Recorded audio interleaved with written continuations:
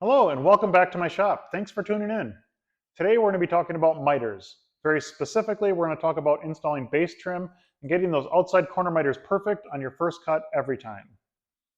So this video is going to mostly be useful to those carpenters in the field who want to do a better job installing base trim. However, the simple techniques I use for calculating my miters can be applied in your woodshop as well. To give you a little bit of background, about 25 years ago when I graduated high school, I went straight into a carpentry apprenticeship program. When it came time to learn to do trim work and installing base trim, the carpenter who trained me, let's just say he did mediocre at best.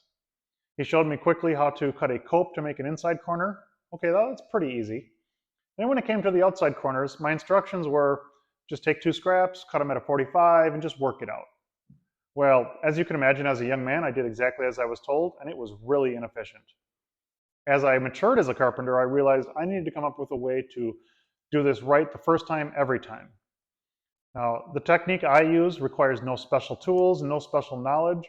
We're just going to use the tools that you probably have in your tool belt already. We're going to take a look at the few different reasons why miters don't quite work out, and then we're going to look at how to address them. So I'm going to build a quick mock-up so that we can do all this in practice. Let's get into it.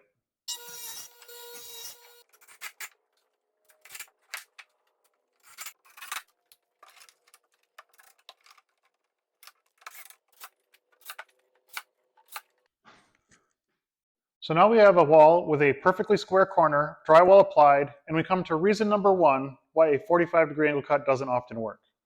We have to apply corner bead.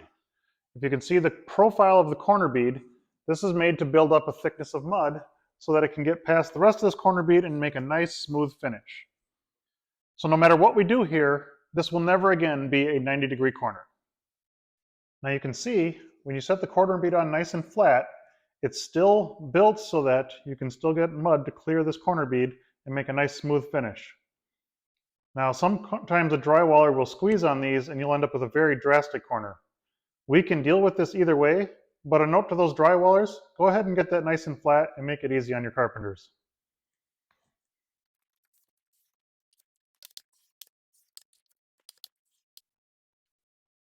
Before I add any more mud to this, here's a scenario that can happen. Drywaller stops the mud short of the bottom. Now this leaves a spot for the bottom of your trim to tip in.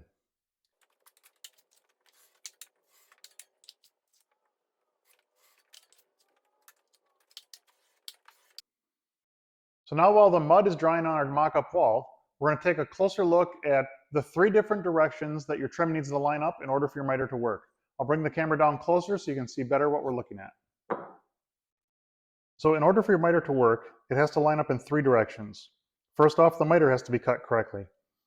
If the wall is not a perfect 90, your miter may end up open on the outside or the inside, and we'll get into cutting the miters in just a few minutes.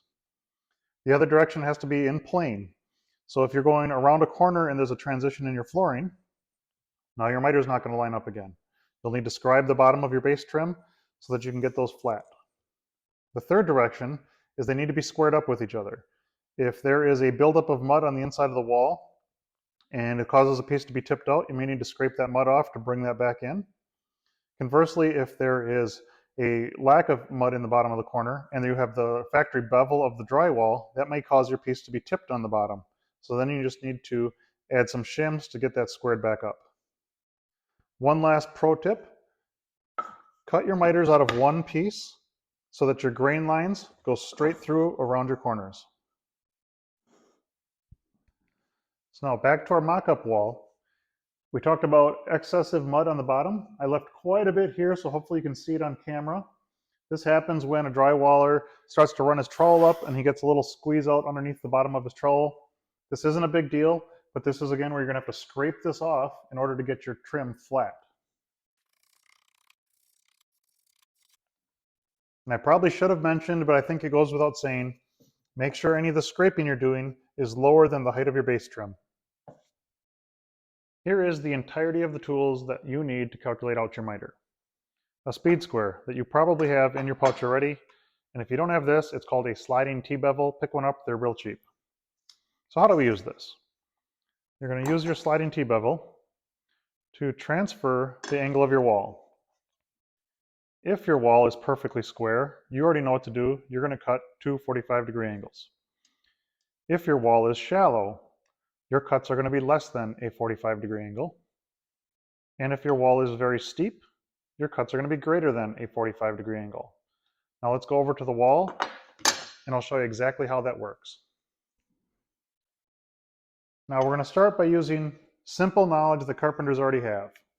A perfect corner is 90 degrees. And to make that, you need two 45-degree cuts. This is common knowledge that all carpenters already have. Now we just need to figure out how bad is the wall.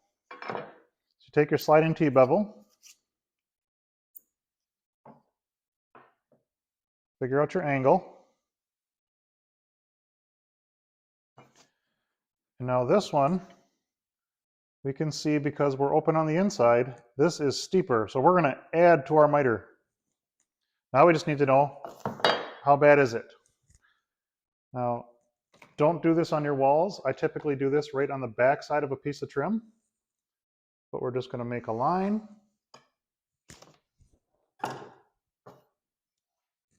Take a speed square. And this is just over 2 degrees. We're going to call it 2.5 degrees off.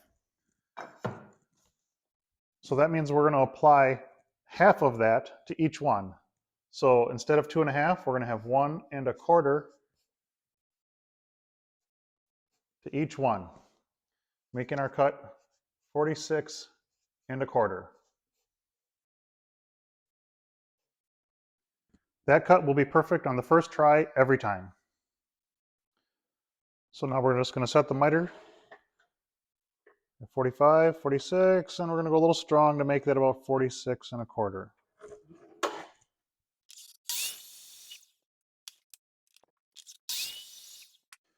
Well, now it's time for me to put my money where my mouth is. See how this worked out. I'd say that looks pretty darn good. One last pro tip for you, and this is a small attention to detail kind of thing. The heads of your nails are actually square. So when you nail these, if you were to orientate the gun vertically rather than horizontally, the head of the nail will line up better with the grain, and it will hide just a little bit better when you putty the nail holes.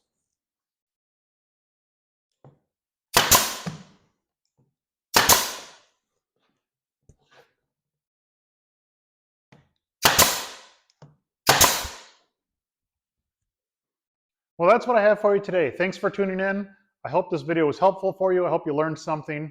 If you're a young carpenter and there's something more you would like to learn about, put it in the comments below and I'll see if I can make a video about it. If you found this video enjoyable or helpful at all, I ask that you please like and subscribe. And really, as I always say, even if you don't, please like and subscribe. See you on the next one.